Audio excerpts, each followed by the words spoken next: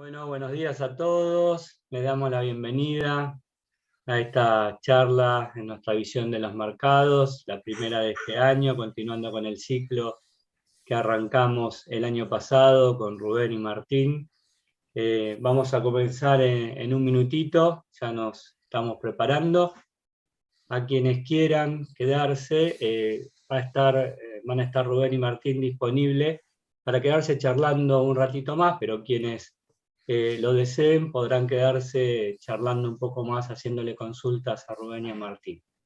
Recuerden también que están todos nuestros operadores, así que los clientes pueden consultar cualquier detalle de lo que hablemos en esta charla y de lo que necesiten con cada uno de sus operadores. Muchas gracias, Rubén. Gracias, Mariano. Bueno, primero le agradecemos a Fernández Laya la posibilidad que nos da de hacer esta charla y la confianza para poder dirigirnos a los inversores de la firma y a los amigos que nos acompañan esta mañana. Recordamos que esto después va a estar grabado y ustedes van a poder tener acceso al material. Les cuento un poco cómo pensamos esto. Martín, si querés, ya que tienes los comandos, hoy le cedimos los comandos a Martín, pasanos la primera placa. Y la palabra clave que nosotros tenemos hoy es esa, incertidumbre. ¿Por qué? Porque estamos metidos en un contexto donde lo que reina es la incertidumbre. Y cuando nos poníamos a hablar esto, en realidad lo que hice yo lo miré desde el lado fundamental. Después Martín nos va a proveer las herramientas desde el lado del análisis técnico, a ver si podemos de alguna manera descubrir qué es lo que están haciendo los mercados y sobre todo lo que puede venir, que es lo que nos interesa a todos. Y se me ocurrió armar una lista de las incertidumbres y bueno, eran muchas, y ni que hablar cuando hablamos del tema de Argentina, porque vamos a hablar del plano internacional y del tema local. Yo sé que es bastante ambicioso para una charla de una hora, pero por lo menos queríamos que ustedes tengan los principales lineamientos y por ahí una línea de pensamiento dentro de los distintos escenarios que se arman. Y obviamente no le escapamos a cuál es el que le vemos mayor probabilidad de ocurrencia. Para esto, la verdad que fue un laburo importante porque leí lo que opinan muchísimos analistas, lo que opinan muchos bancos, sobre todo bancos del exterior, porque el contexto internacional en estos momentos importa y mucho, y de eso salió una resultante que es este trabajo. Se van a dar cuenta a medida que avancemos, inclusive pusimos algunas notas de color para ilustrar un poco esto, y en algunos casos hablamos incluso hasta de compañías, con la salvedad de que esto es enunciativo. Puede haber más compañías de las que nosotros mencionamos, simplemente aquí las que nosotros estamos poniendo es un poco las que, por lo menos desde el lado fundamental, me parecen las que tienen más chance en un contexto como el que estamos evaluando. Reitero, lo que sí hay que decir que son tantas las condicionalidades que hay que esto puede modificar esos escenarios. Así que vayamos a nuestro listado. Martín, pásame la primera placa. Fíjense, aquí esto es un listado de los drivers que generan incertidumbre. El tema de la guerra en Ucrania. Hay dos temas centrales en todo esto, que son los dos que ustedes tienen en rojo ahí, la guerra en Ucrania y la política monetaria de la Reserva Federal. El tema de la guerra en Ucrania, todos sabemos que ahí el impacto en todo el tema commodities incide y mucho en el escenario internacional por la suba de costos que genera y obviamente también en local. Pero vamos a poner esto en perspectiva. Rusia es el tercer país exportador del mundo de petróleo, con lo cual, más allá de que se le estén aplicando sanciones, va a ser muy difícil. Incluso miembros de la OPEP reconocen que es bastante complicado reemplazar la producción de Rusia. Esto hay que tenerlo presente, más allá de que la guerra termine, porque acá hay dos temas. Uno son las guerras y otro son las sanciones a Rusia. Atención con este punto. No es solamente la duración de la guerra lo que importa, sino el tiempo que duren las sanciones a Rusia. ¿Por qué? Porque esto va a tener impacto en muchos precios de mercado. Algunos otros datos, y acá me hice un listadito que hay algunas cosas que me llamaron la atención. Entre Rusia y Ucrania representan el 29% de las exportaciones globales de trigo. Bueno, eso explica, esto juega a favor nuestro, eso explica la fuerte suba que ha tenido el trigo en todo el mundo y la preocupación que hay en los distintos países. Y el 19% de la producción de maíz. De hecho, leíamos hace pocos días que Ucrania habría tenido problemas para sembrar el maíz para la próxima cosecha. Ucrania, esto yo no lo sabía, es el mayor productor mundial de aceite de girasol y Rusia es el número 2. Juntos son el 60% de la producción mundial de aceite de girasol. Otro temita, Rusia es el cuarto exportador mundial de aluminio y también importante exportador de acero, paladio, muy utilizado para la industria automotriz, níquel, ojo con el tema del níquel, y cobre.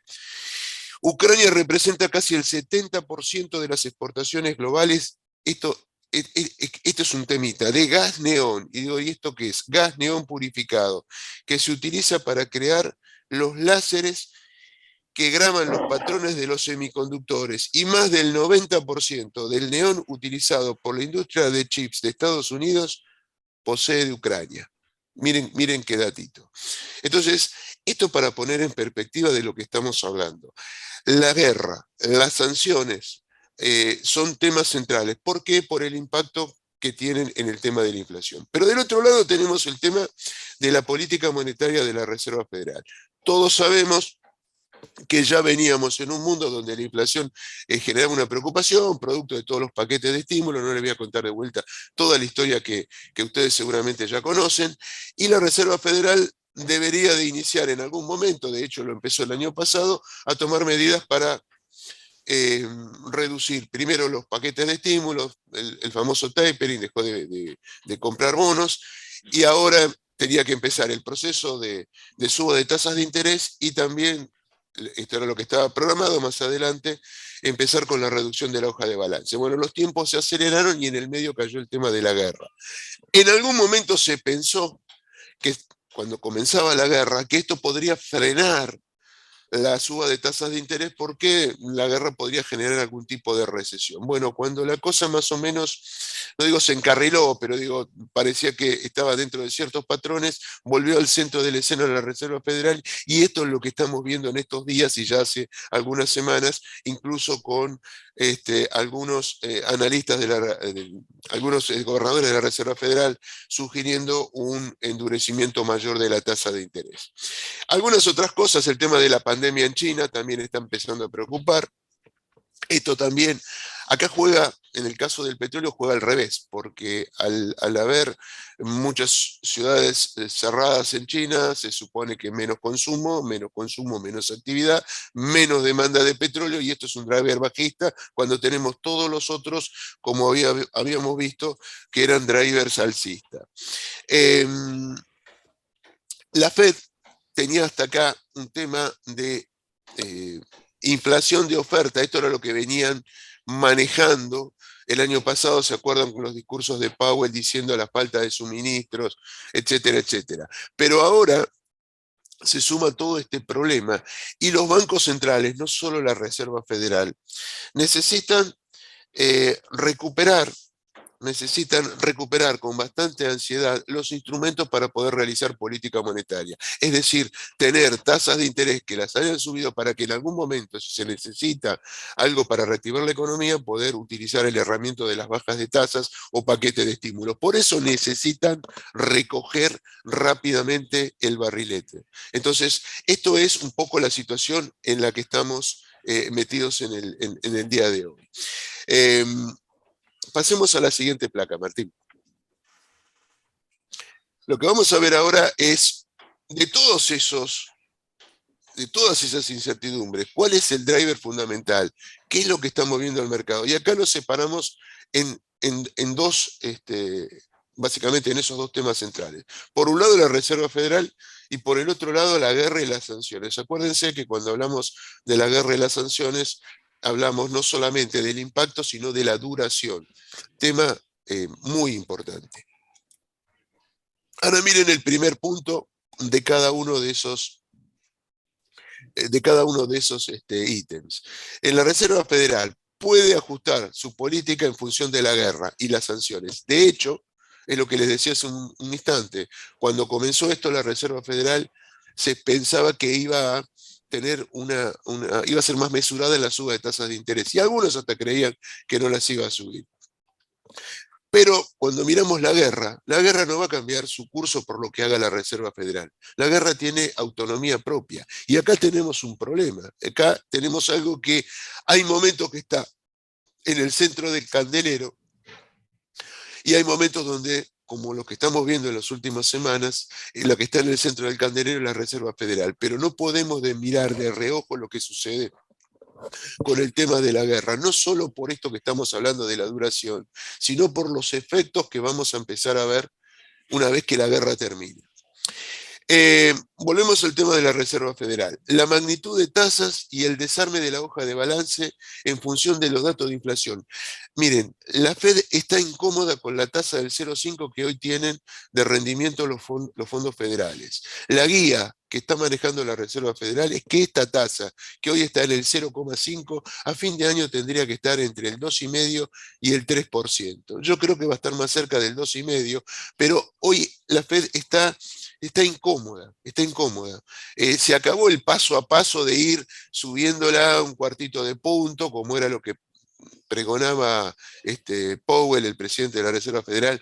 Ahora los acontecimientos lo están pasando por arriba, más todo esto que estamos hablando del tema de la guerra. Esto hace que la Reserva Federal tenga que acelerar esta suba de tasas de interés y ya prácticamente está cantado que el próximo 4 de mayo, la próxima reunión, la suba de las tasas va a ser del medio punto porcentual, aunque hay halcones, siempre los que están más adelantados, digamos, los que son más agresivos en cuanto a llegar más rápido a la neutralidad, que es esta tasa que estamos hablando entre el 2,5 y algunos ya están sugiriendo el 3%, que la suba, el caso de Bullard, por ejemplo, que la suba tiene que ser de 3/4 de punto porcentual, de 0,75. Creemos que esto no va a pasar, la Fed va a subir las tasas medio punto porcentual y creo que esto está metido de alguna manera en los precios del mercado. Con lo cual la atención va a pasar a las próximas reuniones, donde seguramente, y acá habrá que escuchar con atención la conferencia posterior a las decisiones de la Fed,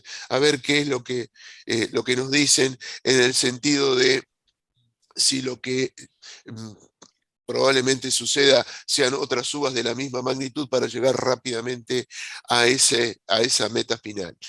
Todo esto va a depender de los datos que vayamos conociendo de inflación, y además de esto vamos a tener un tema que es la reducción de la hoja de balance. ¿Qué es esto? La Fed tiene que empezar a desarmar bonos que compró con anterioridad.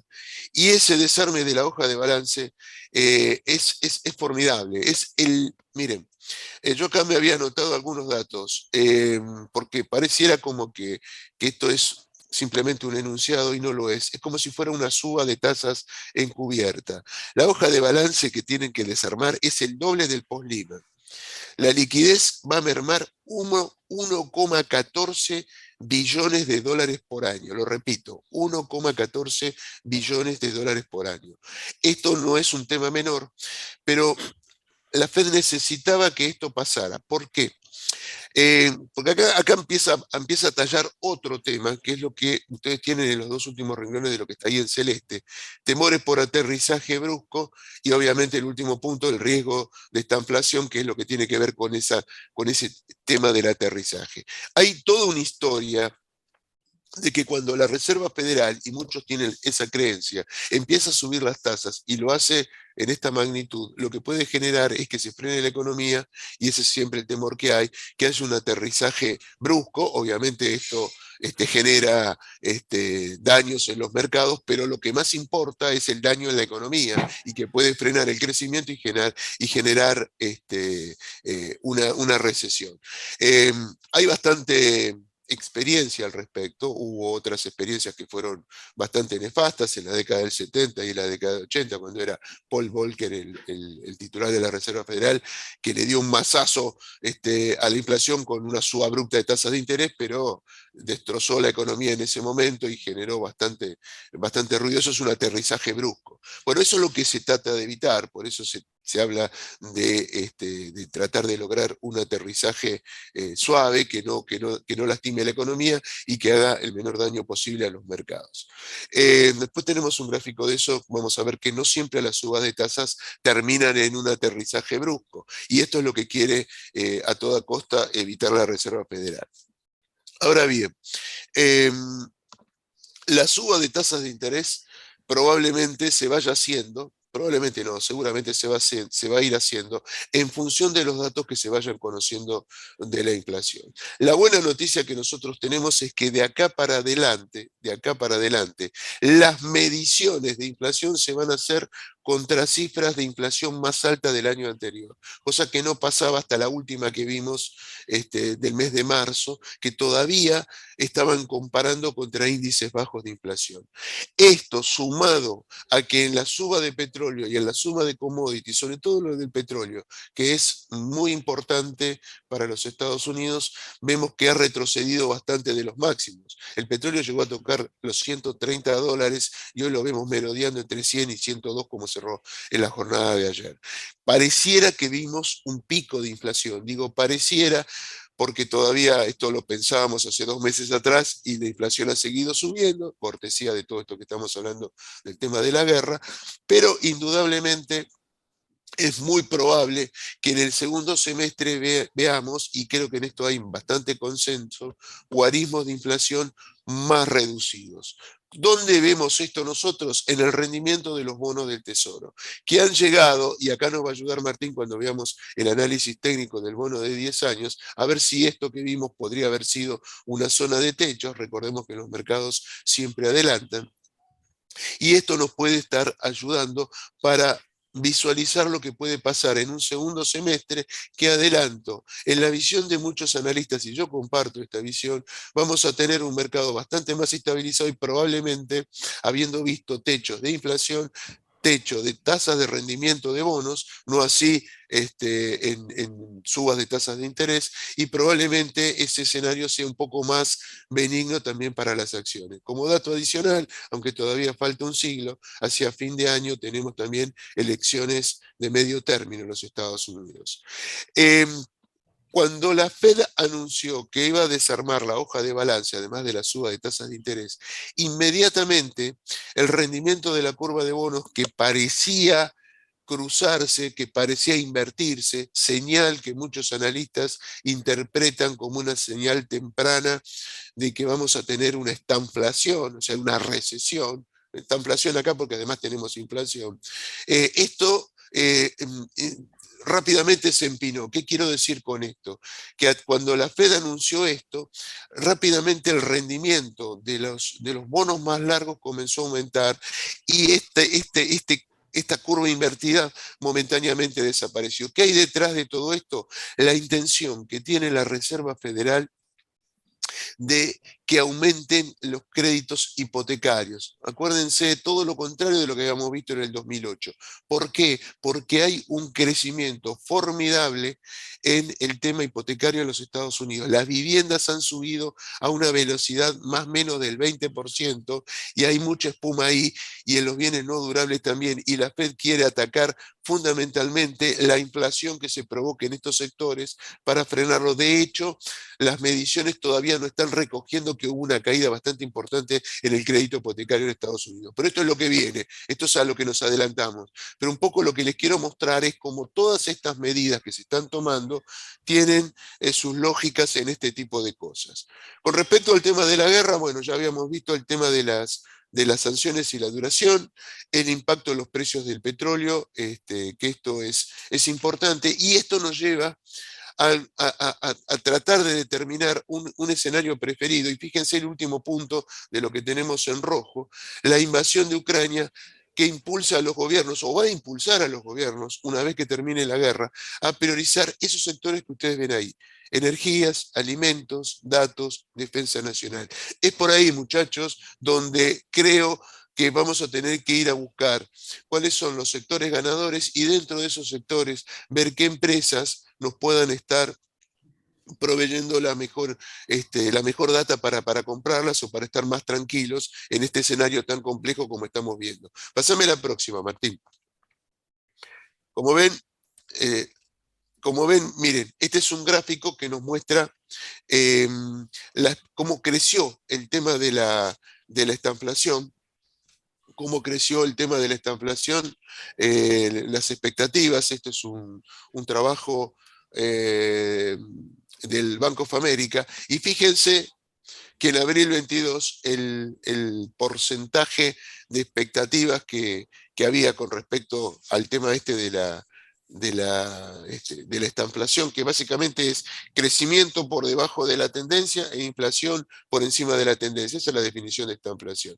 Fíjense que si bien no llega, las expectativas están bastante cercanas a lo que en algún momento vimos en el 2008.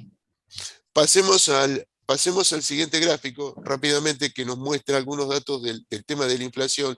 Que la inflación de marzo, si ustedes se fijan, lo que está ahí en amarillo, ven que el primer renglón nos da 1,3. Ahora miren el rojo, que es el interanual, y nos da 8,5. Inflación más alta para los Estados Unidos en los últimos 40 años. Volvemos al amarillo, y fíjense que lo más importante y el gran crecimiento que tenemos ahí es el 4,5 en transporte, cortesía del tema de combustibles. Por eso que digo, el tema del petróleo y el impacto en las naftas, que en Estados Unidos cuando sube el petróleo las naftas suben, pero atención, cuando baja las naftas bajan, está mostrando una suba más que significativas, y en el segundo renglón vemos el tema de alimentos con una suba del 1% como lo más alto. Después fíjense que todo es 0, 0, 0, digamos, hay algunos datos sacando alimentos y combustibles que sugieren que la inflación por primera vez en este indicador de inflación del mes de marzo habrían retrocedido un poco. Veremos si esto se convalida en próximas mediciones. Pasemos a la siguiente, Martín. Y acá nos metemos más en un tema que nos interesa, que son los escenarios más probables, y acá con los impactos en mercados, reiterando, muchachos, yo acá un poco lo que hice es mostrarles ese contexto y priorizando un escenario. Por supuesto que todo esto es dinámico y puede cambiar si cambian las condiciones. El supuesto es que la guerra continúa, pero que la guerra termina, pero las sanciones continúan. Es probable que eso dure un tiempo más. Había algunos que sugerían que la guerra podría terminar tan pronto como en la primera o segunda semana de mayo. A Rusia tampoco le conviene tener una guerra muy larga, pero no sabemos esto por los participantes que están involucrados, si esto va a ser así. Si este supuesto es correcto, el impacto lo vamos a tener en las materias primas y obviamente en las acciones relacionadas con la energía. Algo que estamos viendo no solo en el contexto internacional, sino también en el contexto local. La suba del petróleo, indudablemente las empresas ligadas al sector petrolero que todavía no mostraron balances, estamos en temporada de balances en los Estados Unidos, ya está el consenso de que van a ser de lo mejor en cuanto a lo que nosotros recibamos. Lo que nos dice este escenario es que probablemente sigan estando dentro de lo mejor para adelante por todo esto que nosotros hemos estado hablando, o por lo menos lo que nos va a llevar tranquilidad. Esto no quiere decir que el petróleo tenga que seguir subiendo. Recuerden que hace un año atrás estábamos trabajando con cifras completamente diferentes, y aunque el petróleo no esté en los máximos, la rentabilidad para muchas de estas compañías va a ser superior, aunque los costos también aumentan. También hay que tener en cuenta esto, cómo juega en contra para otras compañías que tienen este tipo de costos. Vamos al segundo punto. Los costos de la energía suben y obligan a la Fed a subir las tasas más rápido. Bueno, acá nos vuelve a llevar algo que habíamos hablado en charlas anteriores, pero que todavía no lo vimos en el mercado. Las acciones financieras ante una suba de tasas de interés suben y reaccionan mejor a este escenario. Pero atención, acá hay dos cosas para mencionar. Cuando nosotros tenemos una suba de tasas, pero no una estanflación. Esto sí es así. Cuando nosotros tenemos una expectativa de estanflación, es decir, que se frena el crecimiento, eso no es bueno para los bancos. Lo que hay ahora es un alto sentimiento, por eso mostraba el gráfico anterior, de que podríamos tener una estanflación, y esto fue de alguna manera impulsado por lo que veíamos con la inversión de la curva de rendimiento de los bonos, algo que se empezó a normalizar a partir de algunas decisiones de la Fed, por ejemplo, el desarmar la hoja de balance. Así que yo creo que a partir del segundo trimestre probablemente veamos que los bancos pueden empezar a tener un mejor recorrido cuando queden de alguna manera despejados, si es que este escenario se verifica y que la economía americana sigue creciendo. De hecho, vimos proyecciones del propio Fondo Monetario Internacional que bajó las proyecciones de crecimiento para todo el mundo, pero en el caso americano no ve recesión.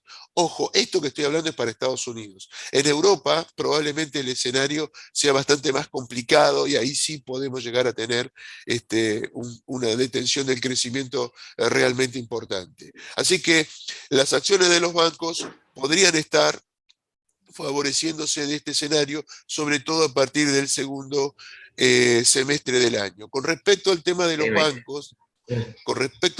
bancos, se sabía que los balances de los bancos en la comparación interanual iban a venir con una ganancia un poco menor, porque en el primer trimestre del año pasado, estoy hablando de bancos americanos, porque en el primer trimestre del año pasado los bancos habían desarmado reservas que tenían, y este año obviamente no solo que no desarmaron reservas, esa mayor utilidad que dio ese desarme de reservas no lo tenían, por eso las ganancias eran menores, y además algunos armaron algunas provisiones por el tema del conflicto con Ucrania. Dentro de los balances de los bancos, algunos vinieron mejorar, después vamos a hablar de algunas especies en particular, una vez que terminemos este pantallazo de los escenarios. El tercer punto es: la inflación tiende a disminuir, como les mencionaba recién, en el segundo semestre, después que el petróleo tocará máximos, y eso nos puede estar dando, ahora lo vamos a ver con gráficos de AT, que los bonos del Tesoro americano, una verdadera carnicería en el mercado de bonos americanos con toda esta suba de rendimientos que vimos. Algunos analistas lo definían así, algunos analistas de bonos en los Estados Unidos, y realmente hemos visto que el bono de 10 años ha llegado a tocar rendimientos muy cercanos al 3%, y en las últimas jornadas de esta semana vimos una suerte de flight to quality con venta de acciones y compra de bonos, aunque los últimos 2 días se revirtió, o ayer un poquito se revirtió un poquito, hubo algunos balances que frenaron la cosa. Bueno, de hecho estábamos en temporada de balance. Ayer a última hora, si alguno tiene Facebook, pónganse contento porque vimos suba de más del 20% en el postcierre, con números totalmente opuestos a lo que habían mostrado en el trimestre anterior. Igual esto de tomar la primera reacción a los pocos minutos que entró una compañía, me parece que es algo casi de locos. No se puede analizar una empresa en 5 minutos, pero bueno, digamos, ese temor que había y que habíamos visto, por ejemplo, con empresas como Netflix, con la caída de suscriptores y sobre todo con un aumento en esa baja de suscriptores para adelante, hizo que la empresa tuviera, en ese caso, una caída muy importante. Estamos viendo mucho de esto en el mercado de las tecnológicas. La suba de tasa de interés, como lo marcamos muchas veces, a las empresas de crecimiento les pega y mucho. Por eso las empresas de gran capitalización son las que han venido de alguna manera aguantando a los índices que, si bien tuvieron caídas importantes, sobre todo el Nasdaq, que aglutina las tecnológicas, el peso de las tecnológicas hizo que esa caída no fuera tan importante, aunque la caída del Nasdaq es importante, pero hay empresas que han tenido caídas muy significativas. Las empresas de alto crecimiento son las que necesitan más apalancamiento, y obviamente la suba de tasas de interés, y estamos en el comienzo del proceso, les impactan más.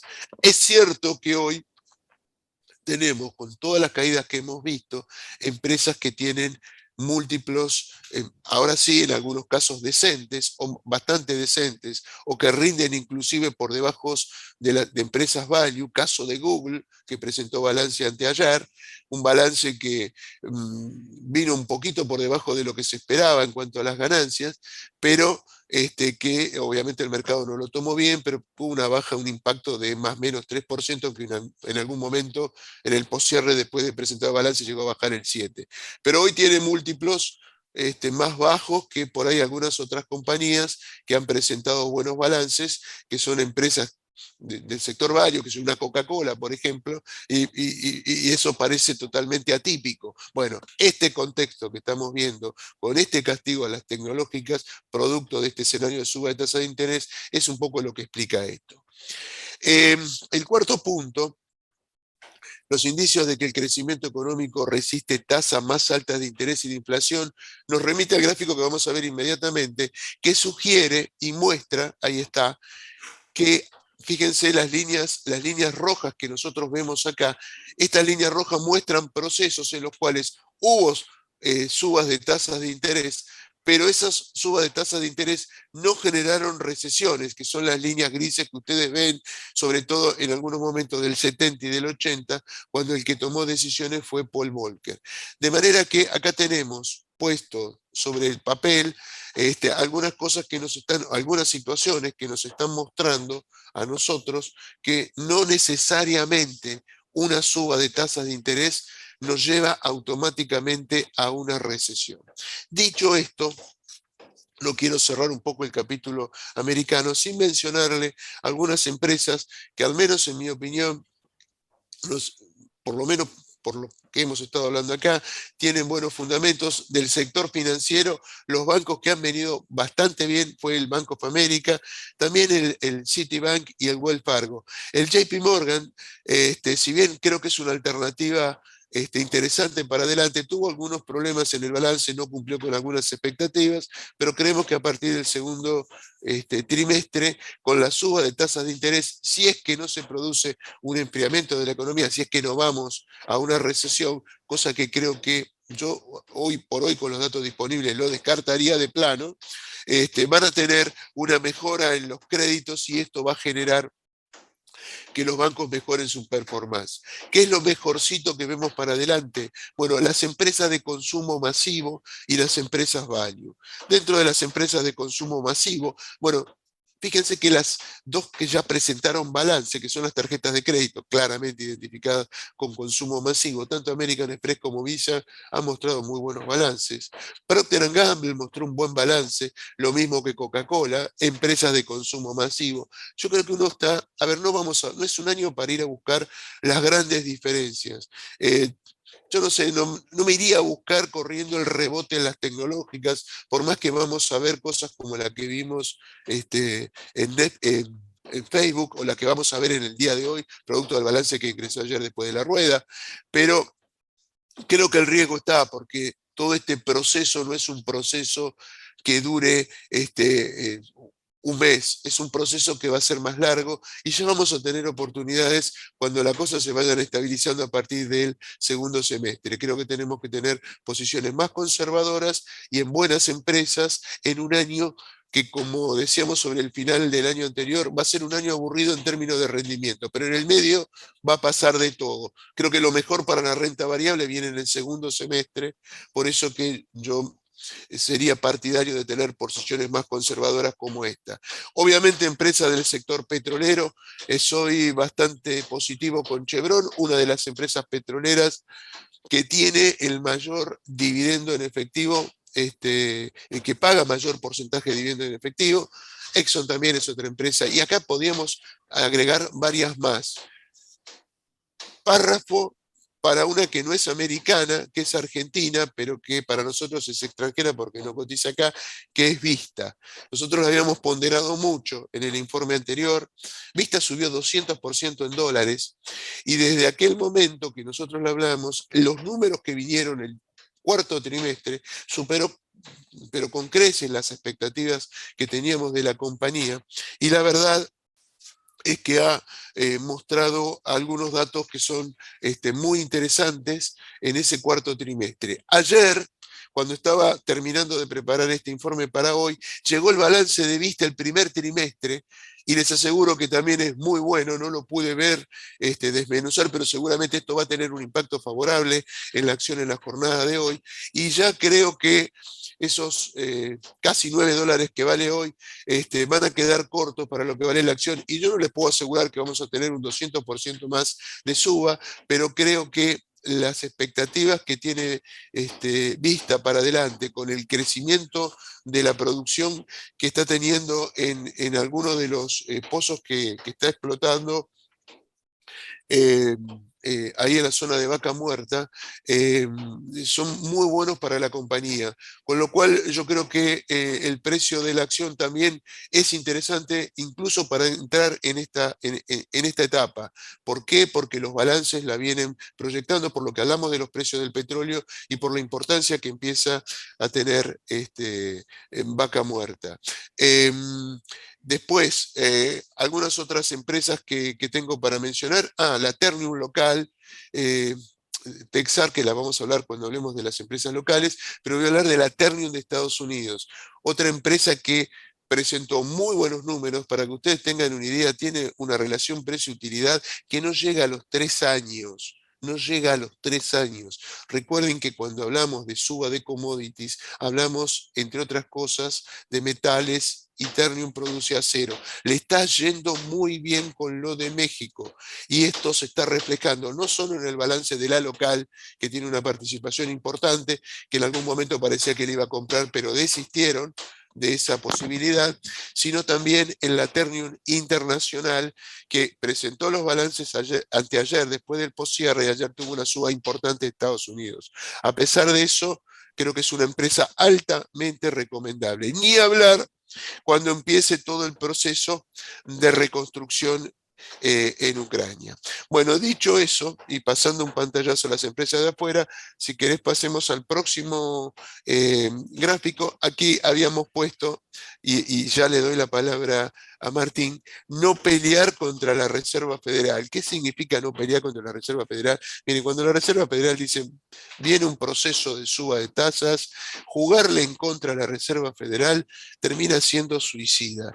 Entonces, por eso, en nuestro panorama, en nuestra visión, damos alternativas más conservadoras y alternativas direccionales a los activos que creo que puedan tener un mejor comportamiento. Por eso el tema de los petróleos, por eso el tema de los commodities, por eso el tema de los metales. Dicho esto, vamos a ver ahora cómo desde el punto de vista técnico estamos con los índices americanos, y sobre todo algo que nos interesa mucho. Vamos a ver si Martín lo puede descular. Si el rendimiento de los bonos del Tesoro americano nos sugiere algo que intuitivamente, cuando miramos los índices de inflación, lo visualizamos como un posible techo. Obviamente eso tendría que coincidir con una suerte de techo en el rendimiento de los bonos. Así que Martín, con toda ansiedad te vamos a escuchar. Bien, ¿qué tal a todos? Bueno, vamos a empezar con el Standard & Poor's. Voy a hacer algunas aclaraciones con respecto a los gráficos. Primero, en cada gráfico aclaro qué tipo de velas utilizo, y eso es para analizar qué plazo estamos analizando. Diario generalmente es corto plazo, y mensual estamos analizando más largo plazo. Acá en el Standard & Poor's se da algo que vamos a ver en muchos gráficos, que es figuras de triángulos. Los figuras de triángulo, en parte estamos también avalando la situación que aclaró Rubén sobre la incertidumbre que se encuentra, donde el triángulo como se forma con máximos en forma descendiente y mínimos en forma ascendente.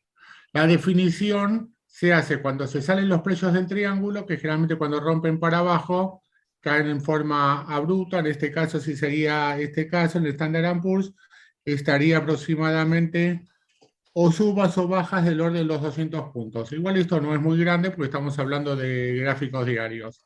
¿Sí? Acá aparentemente el Standard & Poor's estaría cortando para abajo el triángulo, una señal posiblemente bajista. Vamos a seguir con los siguientes gráficos. Acá en el Dow Jones con velas semanales. Que aclara esto, es un gráfico ya no tan de corto plazo, sino de mediano plazo.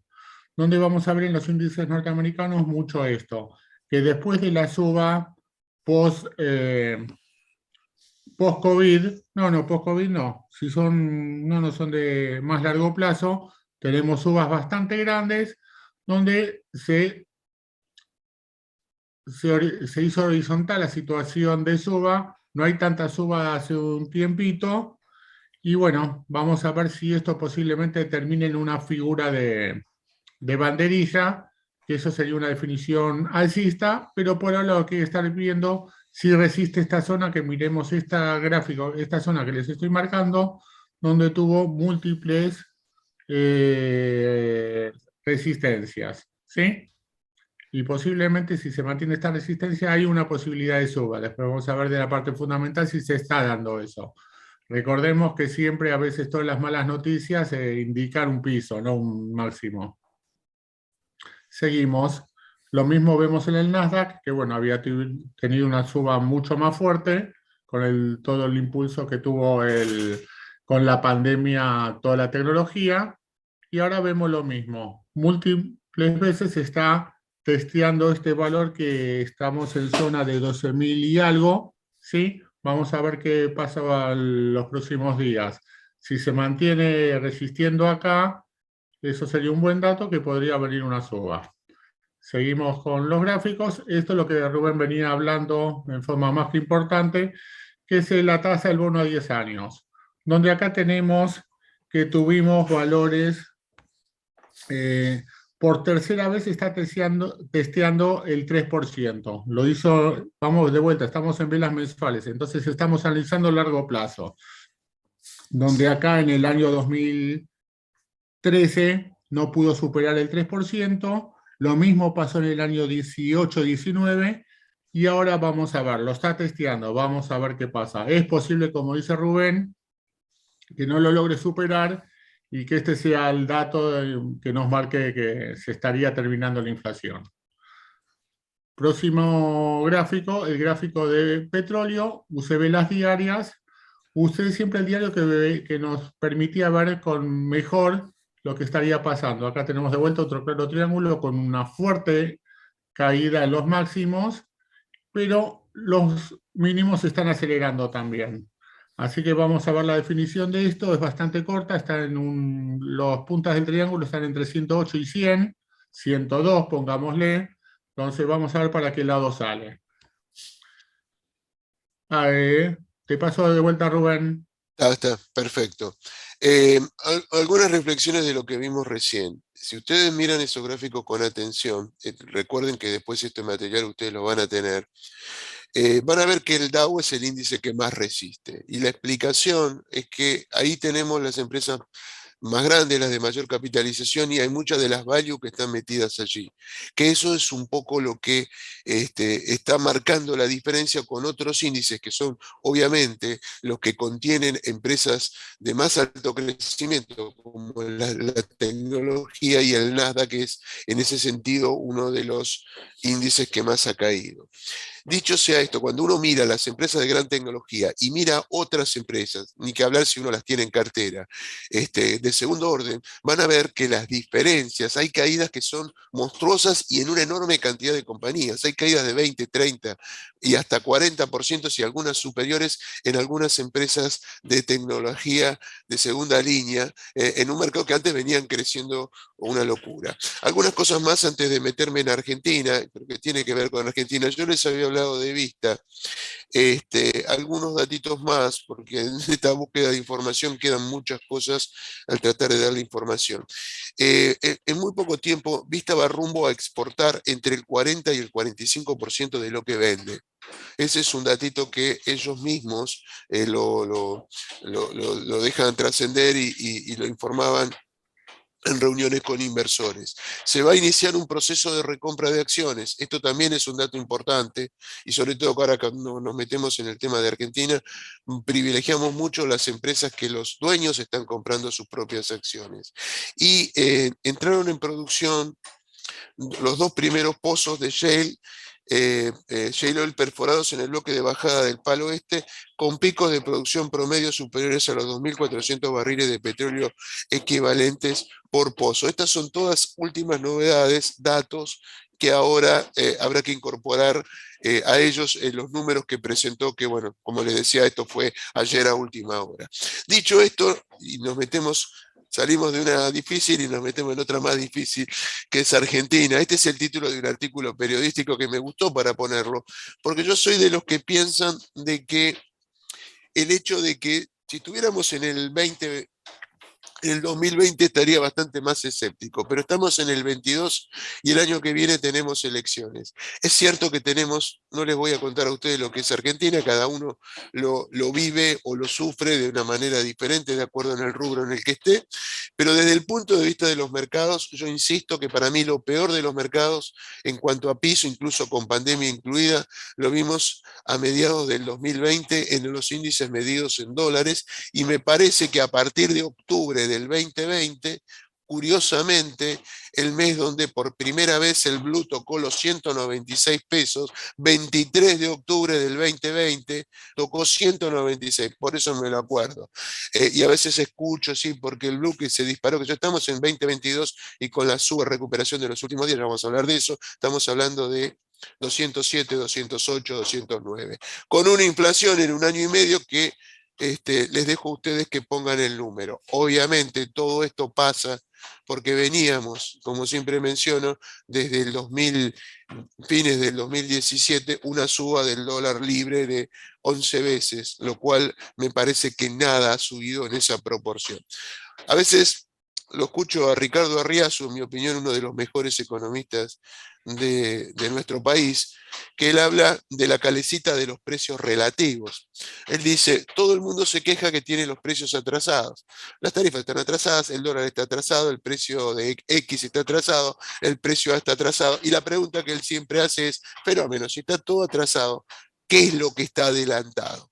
Le dejo la respuesta a ustedes o que lo piensen. Yo siempre llego a una misma relación cuando miro las estadísticas, ¿no? Lo que pasa es que también la psicología de mercado juega, pero estas cosas no las tenemos que dejar de lado. Con respecto al tema de Argentina, nos vamos a meter rápidamente. Primero, mercado de bonos. Pásame la placa, Martín.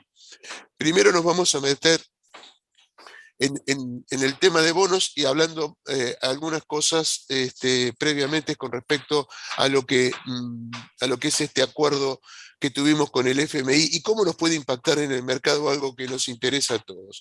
Primer compromiso con el FMI, estamos hablando de los que son más importantes en visión de mercado. No retrasar el tipo de cambio. Esto está bastante claro, hemos visto una cierta aceleración y acá hay que decir algo. El gobierno tiene un ayudín en esto con respecto al tipo de cambio, porque es cierto que ha aumentado la devaluación del dólar oficial, pero tuvo en el primer trimestre la apreciación del real, que no fue poca cosa, que esto para la determinación del tipo de cambio real multilateral ayuda a que Argentina no tenga que devaluar tanto.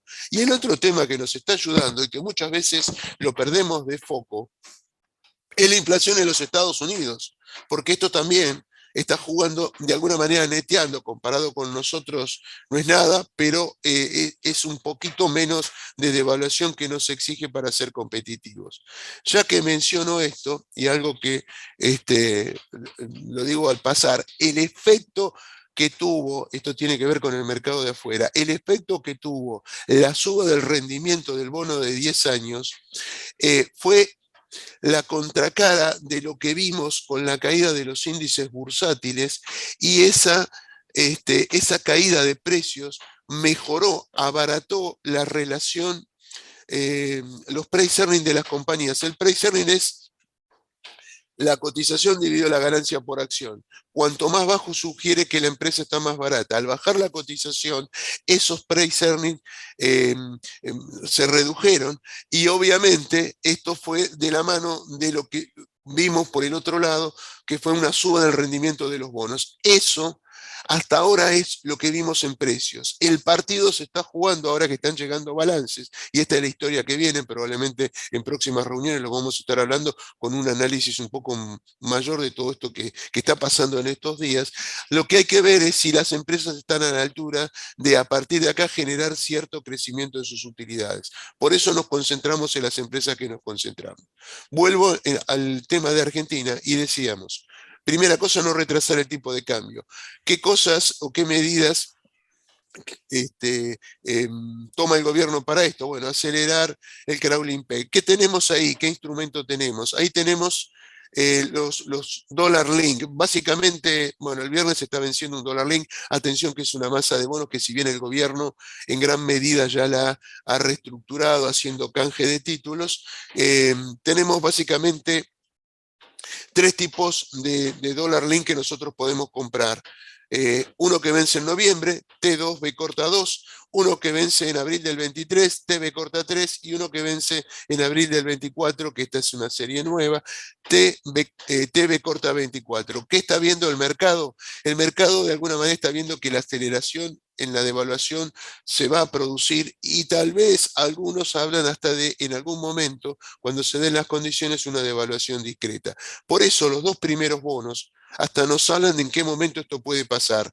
El que vence en noviembre de este año y el que vence en abril del 23, uno rinde negativo 9,5 y el otro rinde negativo 7%. ¿Qué significa? Que el que compra ese bono va a tener un rendimiento un 9% por debajo de la evolución del dólar oficial. No es que va a perder plata. ¿Por qué compran esos títulos? Porque hay gente que está apostando de que vamos a tener una aceleración en la devaluación. El del 24 por ahora está 0-0. O sea, el que lo compra es como rinde menos 0,45, es decir, prácticamente uno lo está comprando a lo que vale el dólar oficial en el día de hoy. Digamos, eso es desde el punto de vista del mercado. Si yo me quiero cubrir contra devaluación del tipo de cambio oficial, por todo esto que estamos hablando, esos son los instrumentos.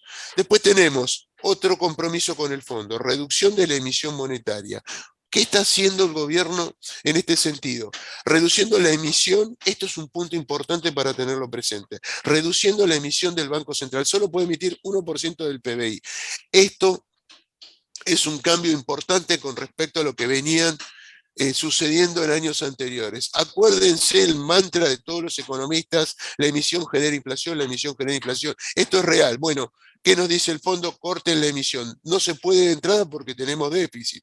Bueno, hay que ir haciéndolo gradualmente. Son muchos problemas que tenemos y no se pueden resolver todos a la vez. Y digamos, no sabemos si esto es duración, como muchos creemos, hasta el próximo cambio de gobierno, o de alguna manera van a ayudar a resolver este problema.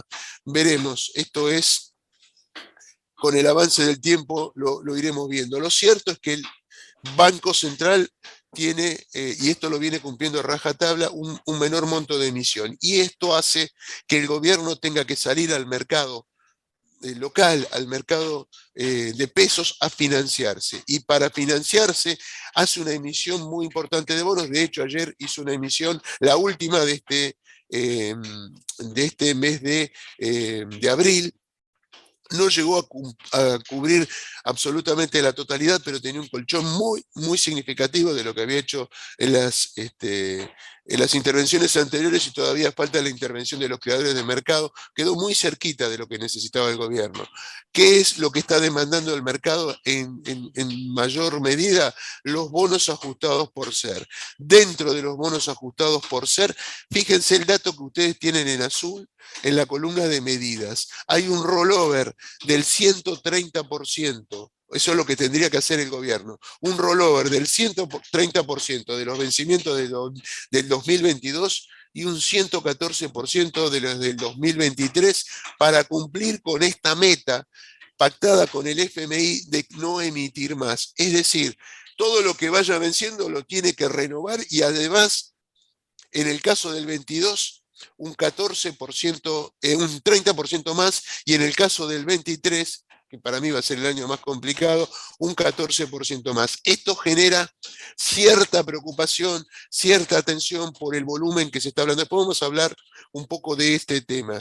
Dicho esto, los bonos con ser de corto plazo, todos los que vencen hasta el 2024, sacándolos de 2024, tienen rendimientos negativos entre un 4 y un 5%. ¿Qué quiero decir? Que si yo compro alguno de esos instrumentos, todos los que van venciendo en el 2023, estoy hablando de los bonos, porque también hay letras de muy cortísimo plazo, que lo bueno que el gobierno está tratando de ampliar ese horizonte de emisión. Los bonos que vencen hasta el 2023 inclusive tienen rendimientos negativos entre 4 y 5%. ¿Qué significa? Que si yo compro uno de esos bonos voy a tener cobertura contra la inflación, pero voy a sacar un poquitito menos de la inflación del periodo. ¿Cuánto menos? Entre 4 y 5%. A partir de los que vencen en el 24, ya tengo un rendimiento positivo, el TX24, el 1,7%, y llego a rendimientos entre el 3,5% aproximadamente y un poquito más con respecto a la inflación en bonos como el TX26 y el TX28. Una salvedad. Estos bonos, por ejemplo el 26, no es que vence como todos los bonos en la fecha de vencimiento, sino que empieza a amortizar, esto es una distinción con respecto a los otros bonos, a los que vencen antes, a partir del año 24 y tiene cuotas de amortización en el medio. Si yo tengo miedo de que el gobierno en algún momento me incumpla, pero me quiero cubrir contra la inflación, aquí tengo un temita que me parece que es importante que lo consideremos, más allá que vamos a analizar un poco este tema de si pueden cumplir o no. Hay dos bonos que son bonos largos, que no necesariamente los tengo que tener a finish, sino que los tengo y durante el tiempo que quiero mantener esa cobertura y los puedo vender en el trayecto, que son bonos que fueron emitidos en el 2005, que nunca fueron reestructurados porque eran bonos de pesos, lo que se reestructuró fue la deuda en dólares, que tiene la ley del 2005, con lo cual surgieron como una reestructuración de deuda, tienen una protección legal superior. Estoy hablando del bono discount y el bono par. Claro, el bono par es un bono lejísimo que va al 2038, supuestamente tendría menos adeptos, pero el bono discount que va hasta el 2033 tiene una cosa muy interesante, que es un cupón de renta del 5,83%, cupón de renta que paga todos los fines de junio y los fines de diciembre. Yo lo llamo el bono aguinaldo y uno ahí se acuerda enseguida cuándo se tiene que cobrar. Y este bono, como es un bono largo, además rinde 5,4% arriba del SER. Nada, es una perlita para aquellos que les preocupa mucho el tema de la legislación y si tengo una mayor protección ante cualquier cosa que pueda pasar. El tercer punto habla de tasas de interés en pesos positivas en términos reales, es lo que ha venido haciendo el Banco Central con la suba de plazos fijos, y acá tenemos una serie de bonos en pesos que también están emitidos, tienen tasas fijas. Acá el gobierno los está licuando. Estos bonos tienen rendimientos, por ejemplo, los TO23, TO26, rendimientos del 58 y 59%. Atención, esto no quiere decir que el gobierno pague estas tasas de interés. Estos bonos tienen una tasa fija del 16 y 16,5%. Lo que pasa, obviamente, como están licuando al que los compró en la emisión original, algunos de estos bonos fue los que emitió el Toto Caputo en su momento y a fondo del exterior. Lo que quiero marcar acá es que el gobierno está licuando a los tenedores de bonos en pesos, pero el que lo compra por mercado, el que está haciendo la pérdida es el vendedor. Por eso estos bonos tienen estos rendimientos del 50 y pico por ciento. Reitero, son bonos en pesos que el rendimiento uno lo fija cuando paga el precio en el mercado, caso de TO23, 50.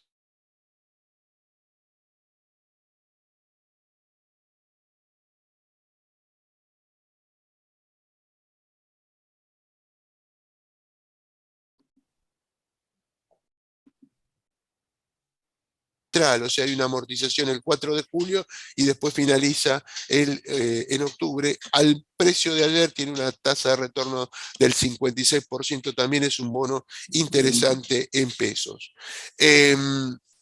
Digamos, esto es un poco lo que nosotros tenemos en cuanto a tema de bonos en pesos.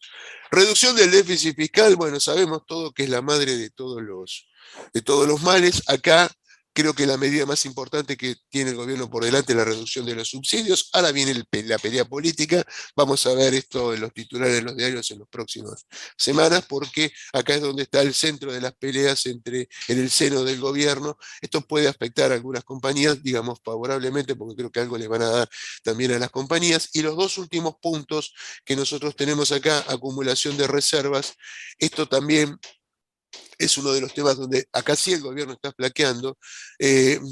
Lo que se está hablando es la posibilidad de que el gobierno tenga créditos importantes de algunas instituciones internacionales. Hablamos del Banco Mundial, hablamos del BID y hablamos del Fondo de Resiliencia, ese que ha creado el Fondo Monetario Internacional.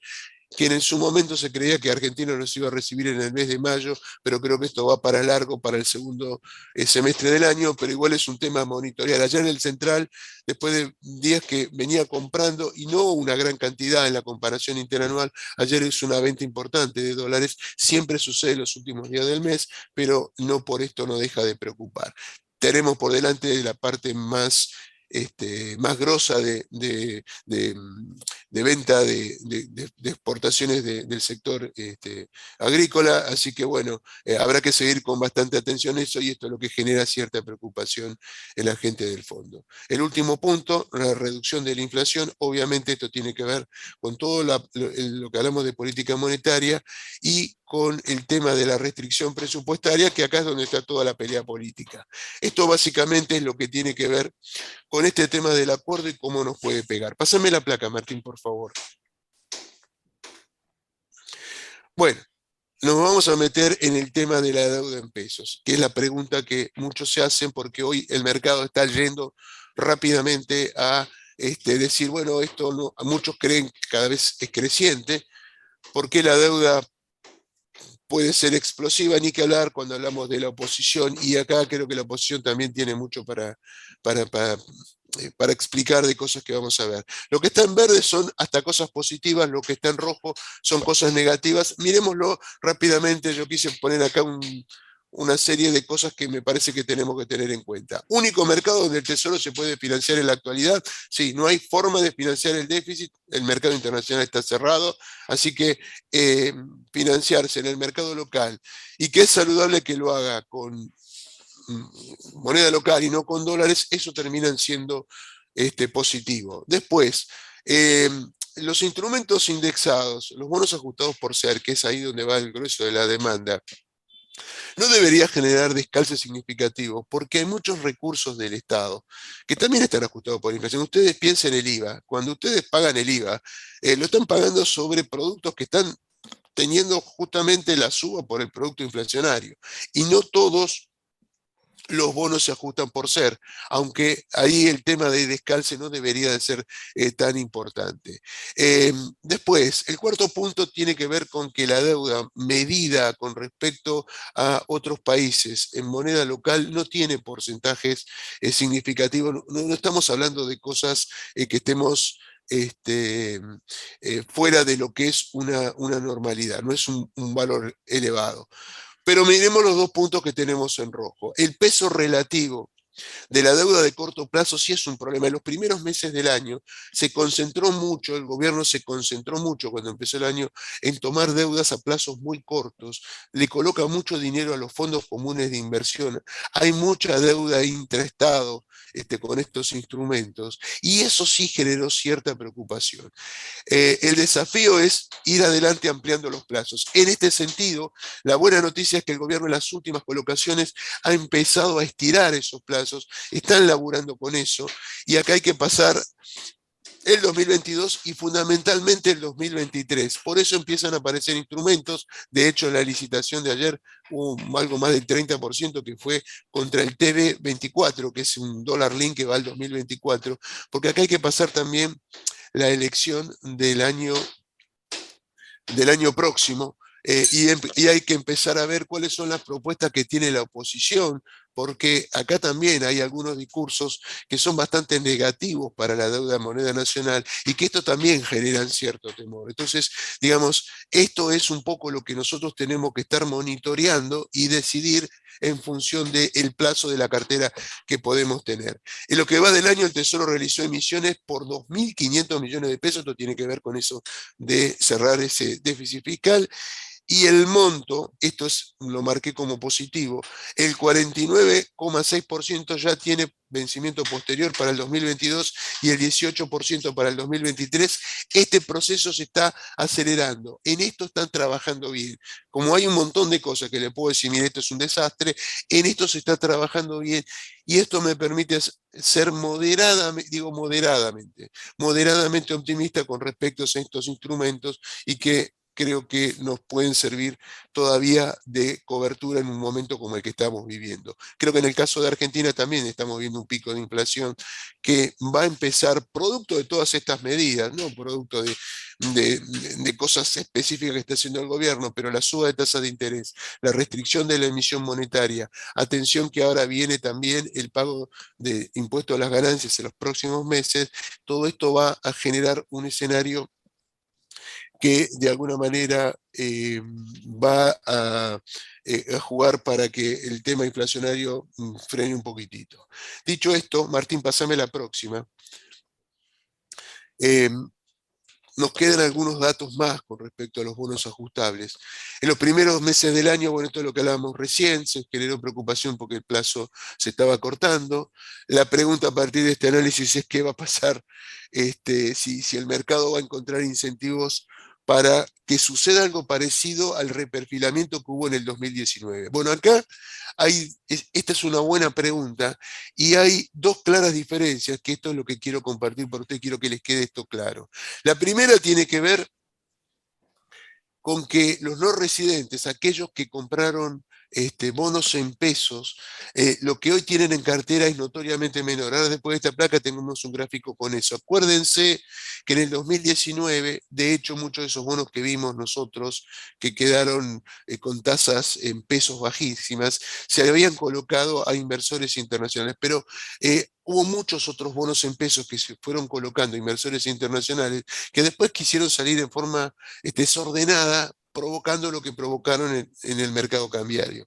Bueno, esta tenencia se ha reducido notablemente. Esta es una gran diferencia con respecto al año 2019. Y la otra es el cepo. Si hoy no existiera cepo, probablemente cuando tengamos un vencimiento de estos bonos ajustados por SER, todo el mundo iría a tratar de comprar dólares a la cotización de lo que sería el mercado libre, o en el oficial en ese caso, y esto generaría un verdadero problema. ¿Puede tener alguna incidencia sobre la brecha cambiaria? Sí, pero evidentemente el tema de los pesos se vuelven a reciclar, con lo cual es muy probable que el efecto sea bastante distinto a lo que fue el 2019. Esto me lleva al tema tipo de cambio o al tema de la suba de dólar, si bien no es el tema de nuestra charla, yo simplemente quiero marcar un par de cositas. La semana anterior, a partir de mediados de la semana, no puedo dar esta charla sin mencionar esto. Nosotros vimos una suerte de salto en los dólares financieros. Esto se dio a partir del jueves de la semana anterior. Y básicamente muchos atribuían esto a, se acabó la bicicleta de los pesos, el carry trade, muchos salieron de los bonos para comprar el dólar. Bueno, acá coincidieron un par de cosas. En primer lugar, ese mismo día, el ministro Guzmán había dado cuenta de los números de cumplimiento de la meta del Fondo Monetario Internacional del primer trimestre. El desequilibrio, y acá me lo anoté, era de la meta permitida, era de 222.300 millones. Y lo que anunciaba Guzmán es que la meta de desequilibrio que habían logrado era de 192.000 millones, bastante por debajo de lo que nos decía el fondo, una especie de sobrecumplimiento. Pero ¿qué pasa? Inmediatamente el mercado detectó que en ese déficit que Guzmán estaba mencionando había una cifra de 124.000 millones que el gobierno le había imputado como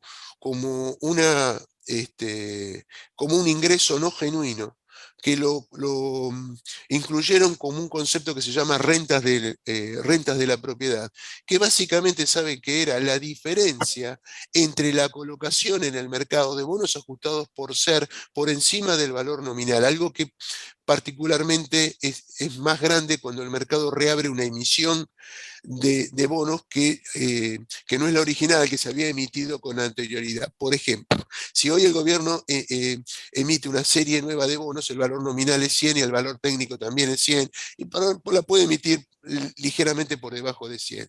Pero si hoy reabre una serie que ya está originalmente emitida hace tiempo, por ejemplo, qué sé yo, un bono, un TX24 que tiene digamos, un ajuste de capital por la inflación transcurrida desde la fecha de origen a hoy. Y esa diferencia, supongamos que tenemos, qué sé yo, un 40, 50%, entonces no lo omito así, lo emito, lo vendo al mercado a 150 pesos. Digo cualquier cosa para que se entienda. Esos 50 pesos de más, no es que lo estoy vendiendo más caro y estoy teniendo una utilidad, es que de alguna manera es lo que transcurrió de inflación desde el momento de emisión a hoy, no lo puedo vender por debajo de eso. Bueno, eso el gobierno lo tomaba como una utilidad cuando en realidad es deuda. Siempre lo hizo así. Quienes fueron para atrás a revisar esta estrategia del gobierno encuentran, y no sabemos por qué es esa la manera de contabilizar. Solo que en esta oportunidad ese número eran 124.000 millones, era el 0,2% del PBI, y sin ese número la meta no se cumplía. Hay que ver qué dice el fondo con la revisión del mes de mayo. Para poner esto en perspectiva, el año anterior, lo que acá fueron 124.000 millones, en el 2021, lo fui a buscar, fueron 7.000 millones. O sea, hubo un salto importante. Está bien, la inflación, fueron más buenos que se emitieron, pero es un salto importante. Veremos, para mí no es capítulo cerrado, pero cuando el mercado vio esto, hay mucha gente atenta a estas cosas, inmediatamente empezamos a tener un salto en los dólares financieros. Y no solo esto, en el mismo día o el día posterior, el gobierno anunció este paquete para ayudar, una suerte de nuevo IFE para determinadas personas, monotributistas, categoría más baja, gente informal, trabajadores informales, bueno, lo que ustedes saben. Esto generó esta recuperación del dólar financiero. Muchos dijeron, bueno, se acabó el carry trade, bueno, tiene que ver puntualmente con este tipo de cosas. Ayer parecía haberse calmado un poco esto, veremos cómo continúa esta película.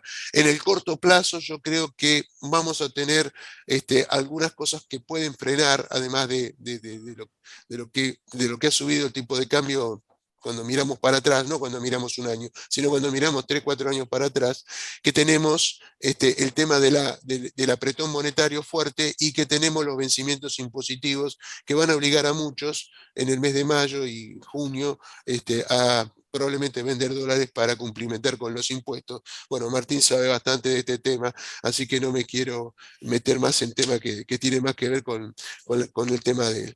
Así que bueno, esto es un poco lo que les puedo contar con respecto a estos bonos, y pasame la última placa, Martín, la próxima, que tiene que ver, bueno, esto es lo que les mencionaba, la tenencia en moneda local de los no residentes, y acá fíjense la línea en naranja, que está mostrando que prácticamente en los últimos tiempos no hubo salida y que el porcentaje de tenencia ha bajado muchísimo. El último de bonos, la próxima placa, Martín, que tiene que ver con esto es un gráfico que yo se lo había mostrado, no varió mucho en presentaciones anteriores, que nos muestra cuánto es el recupero. Estos son los bonos, los hard dollar, cuánto nos muestran de recupero rápidamente para aquel que tiene estos bonos con estos niveles de precios. Y si ustedes miran allí los colores, van a ver que el 41 y el 38 justamente eran los bonos que venían del canje del 2005, los que se canjearon por el discount, los que se canjearon por el bono par, son los que hasta el 2024, si uno los tiene en cartera, recupera como porcentaje de la cartera que uno tiene la mayor cantidad de intereses por esos títulos. En el caso de esos bonos estamos hablando de un recupero entre un poco más del 6%, me da exactamente 6,6 y 6,9 respectivamente con respecto al valor del bono en términos anuales, de acuerdo a la baja cotización que tienen esos títulos. Sin embargo, si no hay reestructuración de deuda en el 2024, los bonos cortos, el AL30, el AL29, el GD30, después los alcanzan y los pasan rápidamente producto de los pagos de amortizaciones. Estoy haciendo futurología, simplemente quería mostrarles cómo estamos parados en términos de estos bonos. Hay que decir que el riesgo país de Argentina ha tenido una serie de sub y bajas, sobre todo en las últimas semanas. Hubo momentos donde parecía que bajaba tangencialmente. La verdad es que los bonos, los más operados, el L30, que de 30, sobre todo el L30, se ha mantenido bastante estabilizado entre los 28 y los 30 dólares, tangencialmente superó en algún momento los 30, creo que llegó a 30,60 por ahí, pero nosotros veíamos que el riesgo país de Argentina bajaba. La baja del riesgo país fue cortesía de la suba del rendimiento de los bonos del Tesoro americano, porque recordemos que el riesgo país es la comparación entre lo que pasa con los bonos del Tesoro americano y los bonos locales. Si un bono local permanece estable y el rendimiento de los bonos del Tesoro americano sube, el riesgo país argentino baja, y no es porque nosotros hemos hecho algo. Ahora, estos últimos días, cuando vimos que los bonos americanos retrocedieron un poco por la cobertura de riesgo ante lo que vimos en las últimas jornadas en el mercado accionario, ese pase de acciones a bonos para esa especie de flight to quality, o al revés, exacerbó la suba del riesgo país argentino en un momento que los bonos acá se habían mantenido estables, salvo el cimbronazo que vimos sobre el cierre de la semana anterior. Dicho esto, próxima placa, ya estamos metiéndonos en la última parte. Bueno, esto es el análisis técnico, no sé si querés apuntar algo de esto del AL30. Mira, acá lo que muestra el gráfico es exactamente lo mismo que vos estás mostrando en la placa anterior. A precios ya tan bajos que tiene el bono L30, como vos mostrabas, que recuperan el capital en muy corto plazo. ¿Cuál es la realidad? Este bono, a estos precios de 30 dólares, estamos con tasa, con una TIR del 30%. Una de las teorías de análisis técnico que a veces, cuando todas las malas noticias ya vinieron, o sea, debería ser un piso. No me animaría yo de repente tal vez a comprar, tal vez, pero ¿cuántas malas noticias más podemos tener? Ese Entonces, es el este problema. gráfico, Eso ¿cómo? es lo que me da miedo. Entonces, un poco lo que pasa es esto. Bueno, yo tengo una teoría que ya le hemos discutido con vos personalmente sobre el tema de, no sé, la posibilidad de que el gobierno quiera volver a influenciar, por llamarlo de una forma, el INDEC, que eso sería para mí una pésima noticia, pero creo que sacando eso no se me ocurre mucho más malo. Por lo tanto, es muy posible que los precios del bono, más que todo donde estás mostrando un bono que termina el año 2030, en el año 25 te estaría pagando el total lo que pones hoy. Entonces, el gráfico te muestra una clara tendencia a la baja, pero los 30 dólares hemos tenido muchas veces que ha sido pisos. Así que bueno, eso sería la parte positiva tal vez de verlo. Hay que animarse. Bien, pasemos al siguiente. ¿Dónde estamos parados hoy? Ese es el mercado de acciones, mercado en dólares. Fíjense lo que yo les hablaba anteriormente de pisos, y fíjense que Argentina está peleando por llegar a los 500 dólares. Más allá, estamos hablando dólar contado con liqui. Más allá de todas las cosas que hemos visto, los pisos parecieran mantenerse, y en mi opinión creo que lo mejor lo tenemos por delante. El premio es importante, el problema son los tiempos. Con el contexto que hemos visto, lo que nosotros estamos privilegiando, al menos en mi opinión, son acciones que, sobre todo teniendo en cuenta el contexto argentino, que tengan buen management, que tengan buen manejo, que tengan posibilidades, y sobre todo que estén baratas. Yo creo que la enorme mayoría de las acciones en Argentina están baratas, pero no todas tienen realidades diferentes. Así que lo que hicimos, estos entre muchas, hay otras acciones que podríamos haber puesto, pero me he inclinado por las que tenemos aquí. Pásame el último gráfico, Martín. La última, ahí está. Miren, acá hemos seleccionado, y les voy a explicar un poquito por qué metimos parte de estas empresas. Rápidamente la voy a mencionar. En el caso de Vima, y menciono como lo que es particular para Vima, también vale para muchas de las otras compañías que tenemos en este slide, y algunas otras que no están.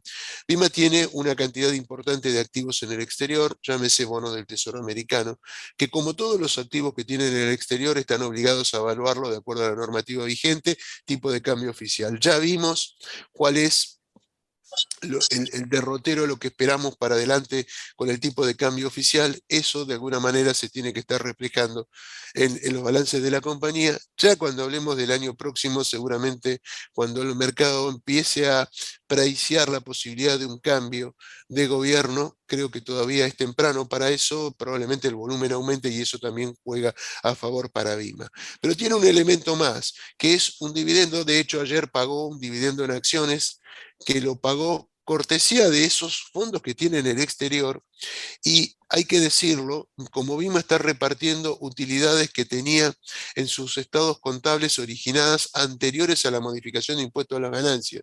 Por este dividendo que está pagando, no se retiene impuesto a las ganancias a quienes están recibiendo. Quienes cobraron ayer les acreditaron en sus cuentas comitentes y le acreditaron dólares, no pesos, porque ese dividendo Vima lo convirtió en dólares usando el tipo de cambio oficial de la fecha anterior a la fecha de la asamblea que lo aprobó. Así que doble impacto. Todo esto lo puede hacer porque tiene, más allá de que no se veía reflejado en la contabilidad, en los balances, esa utilidad de los activos que tiene en el exterior, porque al hacer ajuste por inflación, las empresas argentinas, por un lado, tienen que ajustar por inflación los activos y cuando tiene que valorar algo por norma contable al tipo de cambio oficial, y como el dólar oficial el año pasado subió menos que la inflación, esa tenencia generaba pérdida. Pero eso no quiere decir que esos dólares estaban generando pérdida. De hecho, la empresa legalmente los puede traer a través del contado con liqui, a través de la compra-venta de bonos y venderlos a los dólares financieros. Bueno, por eso se pueden hacer todos estos artilugios y pagar esos dividendos. Tiene pendiente un dividendo de 900% en dólares, o sea, le va a pagar al que tiene 100 acciones de Vima, va a recibir 900. O sea, para ver un precio de dividendo, si lo pagara hoy, uno la tiene que dividir por 10. Una acción que vale alrededor de 1.200 y pico, si ustedes hacen esa conversión, le da 120, muy cercano al precio al que salió a cotizar. No les tengo que contar lo que en términos de psicología de mercado esto puede provocar. Me voy al caso de Holcim. Holcim, la verdad que podría haber puesto Loma Negra. En la comparación, Holcim tiene mejores números. Loma Negra tiene como ventaja que está cotizando en el exterior, está pagando también un dividendo por estos días. Pero Holcim tiene números, digamos, múltiplos más bajos. Obviamente están en el sector de la construcción, un sector que está en crecimiento, ha crecido bastante el año pasado. Eh,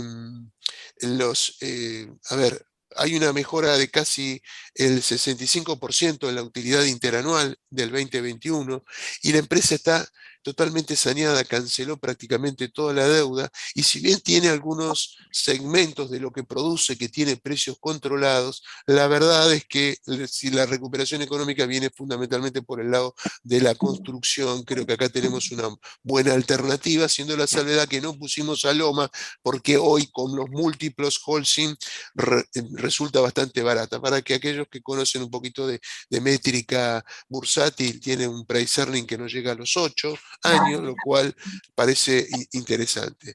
De Cresud no tengo mucho que hablar porque ya hablé mucho del tema campo. El tema es, uno dice, subió demasiado, sí, subió demasiado. Eso es real. El tema es que hay muchos de los elementos que nosotros vimos, y me convenzo más cuando miro la parte internacional, no cuando miro la empresa en particular, me parece que el precio de los commodities, la suba de los commodities llegó para quedarse. Y eso que llegó para quedarse augura un futuro bastante promisorio para la compañía, que recordemos, no solo tiene campos en Argentina, sino fundamentalmente en Brasil, con todo lo que eso implica. Además, es dueña de un 62% aproximadamente de la otra que tenemos aquí, que es IRSA, que es una de las pocas empresas, pasa con Loma Negra, pasa con IRSA, que están recomprando sus propias acciones. Esto es una señal fuerte al mercado. En el caso de IRSA está recomprando acciones hasta un precio en el mercado local, acá y afuera, de 140 pesos. Una acción que vale 100, 102, 103, 104 pesos.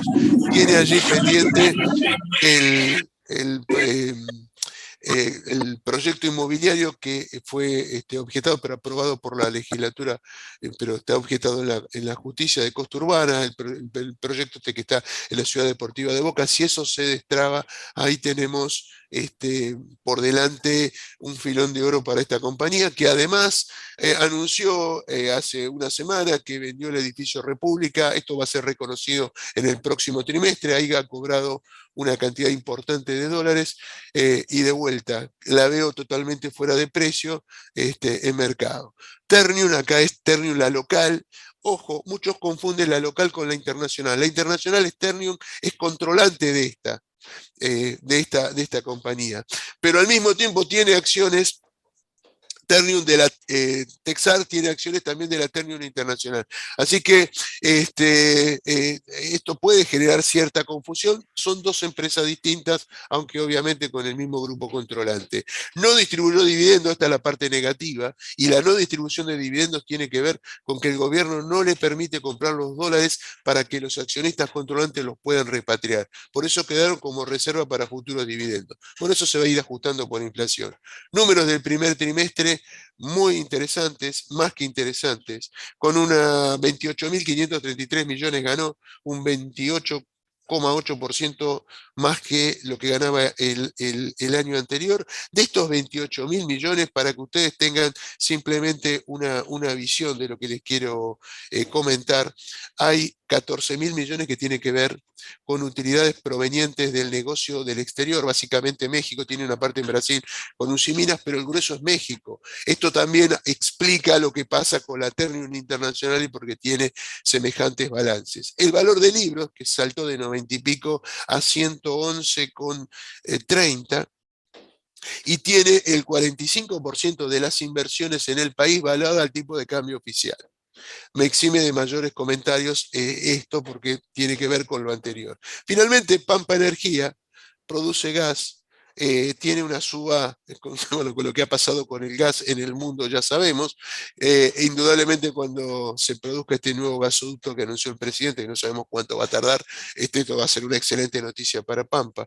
Tuvo un salto muy importante, estamos aguardando, viene en mayo el primer trimestre de Pampa, el salto en ingresos en EBITDA en petróleo y gas, entró en vigencia el plan Gasar que le ha jugado muy a favor, tiene un crecimiento en la producción de gas en los próximos dos años realmente muy significativo, se habla de hasta un 60%, yo creo que es una de las empresas con mayor potencial en la Argentina. Dicho esto, y para finalizar, porque ahora viene Martín con los gráficos de esto y nosotros ya vamos terminando, quiero comentar algo simplemente para que ustedes lo tengan presente. Hablamos de que el mercado está privilegiando los bonos ajustables por inflación y hablamos de que el mercado privilegia también los bonos que se ajustan por el dólar oficial. Fíjense ustedes que muchas compañías, de hecho que creo que en casi todas estas, algunas con mayor o menor intensidad, las empresas tienen activos que se ajustan por inflación. Activos que se ajustan por inflación. De hecho, los balances contables se ajustan por inflación. Y tenemos muchas de estas empresas que tienen además activos en el exterior o que son exportadoras que se ajustan por el dólar oficial. Ambas cosas van para arriba. O sea que cuando yo compro una compañía, si se quiere de una manera bastante imperfecta, yo estoy comprando un bono ajustado por inflación y un bono dólar link. Por eso me gustan las acciones, por eso creo que hay valor en las acciones y por eso buscamos las acciones más baratas. Dentro de esas acciones, esta que ustedes tienen acá, y no me concentro solamente en estas, hay un conjunto de otras compañías, presten atención a empresas que están comprando sus dueños, que es una Mirgor también, ahí creo que también hay valor, algunas otras compañías también, pero me concentré básicamente en estas, hay paneles generales bastante más complicados, y a alguno le puede llamar la atención, y esto es lo último que digo y me callo y te doy la derecha, Martín, dejé afuera de esto los bancos, un poco porque los bancos, si bien tienen precios atrasadísimos, y los vemos, tienen una alta concentración de títulos públicos con toda la problemática que nosotros hemos visto, más un montón de regulaciones que el gobierno tiene que en alguna manera afectan rentabilidad de los bancos, aunque hay una cosa a favor que tienen los bancos por delante. Yo esperaba el despegue de los bancos con el arreglo del FMI y no pasó. ¿Por qué? Porque básicamente está pesando todo esto que les estoy mencionando. ¿Qué es lo que tienen a favor? La suba de tasas de interés puede hacer que mejore la rentabilidad de los bancos, así como mejora la de los bancos americanos, podría mejorar la de acá. Pero para eso es necesario que mejore el nivel de actividad. Y eso todavía es la asignatura pendiente que tenemos en nuestro país. Sin duda, cuando empiecen a mejorar los niveles de actividad en nuestro país, ahí va a haber que tener muy presente los bancos que hay y muy buenos en nuestro país, pero por ahora por ahora lo que está prevaleciendo es esto que les menciono. Dicho esto, Martín, tenés creo que una T de estas compañías y nosotros ya estamos cerrando. Dame un segundo, Martín, por favor. Dado que nos pasamos un poco de hora, les propongo que vayan escribiendo sus preguntas en el chat. Respondemos 1 o 2 preguntas cuando termine Martín y luego los que quieran pueden quedarse charlando con los expositores. Gracias, Martín. No, por favor, Mariano. Quería hacer una aclaración, ya que mencionaste, Rubén, con respecto a las empresas locales. Creo que un tema que hay que tener en cuenta es de los productos que exportan las empresas locales, cuáles están sujetos y a qué tipo de retenciones. Me parece que es un tema bastante importante a tomar en cuenta. Sí, señor. Bien, vamos a los gráficos. Bueno, el Merval, al igual que lo vimos en los índices norteamericanos, hay una clara forma de triángulo donde está testeando fuertemente la ruptura del triángulo para arriba.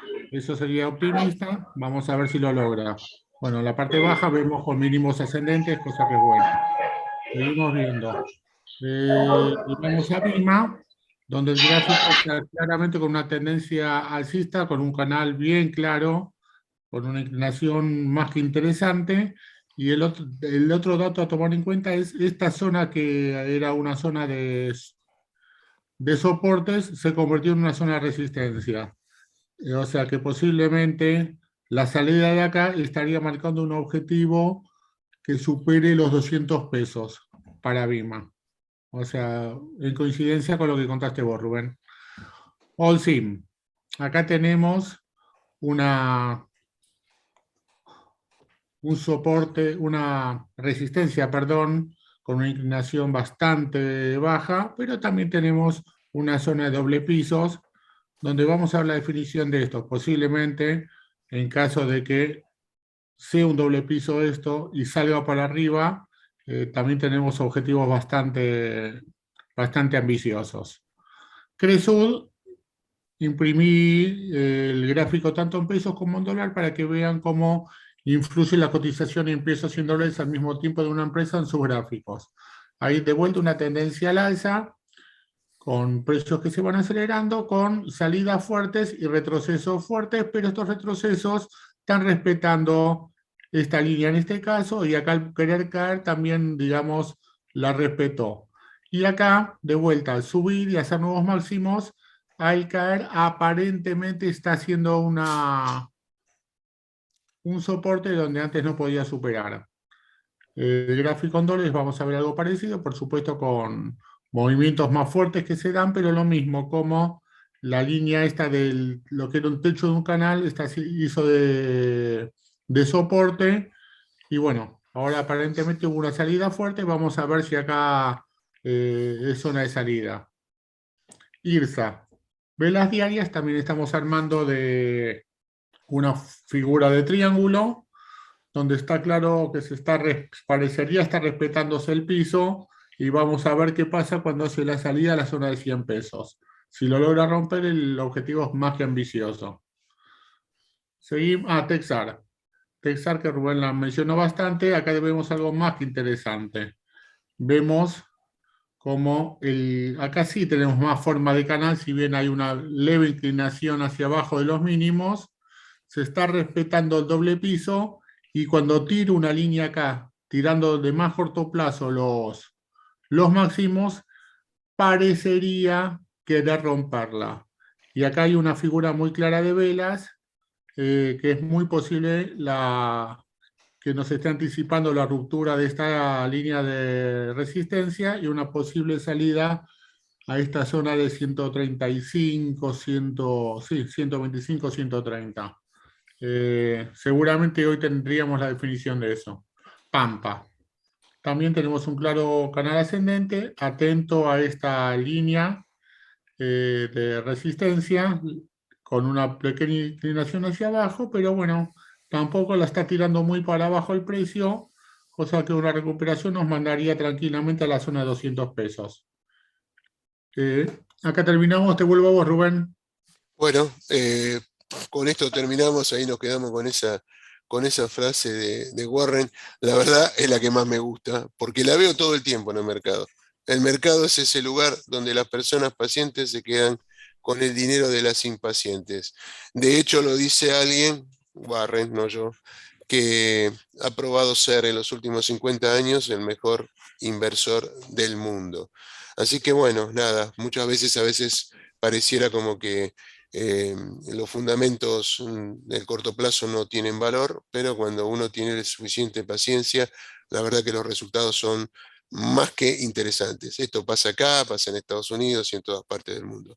Mariano, vamos a las preguntas. Sí, bueno, muchas gracias, la verdad que muchísima información, pero bueno, en esta primera charla hemos repasado prácticamente todo lo que está sucediendo en el mercado y tenemos entonces buena información para poder evaluar, analizar y luego claramente están todos los operadores a disposición para poder intercambiar ideas entre ustedes y poder tomar decisiones. Les agradecemos por la participación, los vamos a estar invitando a la próxima charla y a partir de ahora arrancamos las conversaciones con Rubén y Martín y todos los que quieran pueden quedarse charlando con ellos. Gracias.